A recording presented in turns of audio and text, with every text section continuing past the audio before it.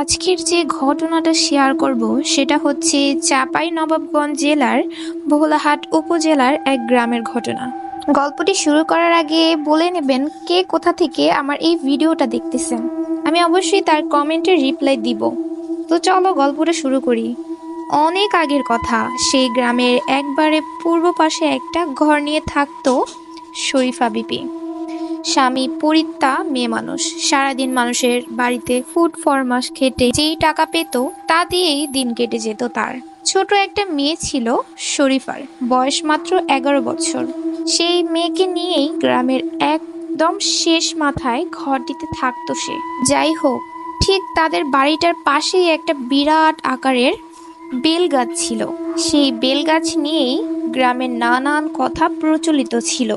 মাঝে মাঝে নাকি সেই গাছের নিচে একটা লোককে বসে থাকতে দেখা যেত।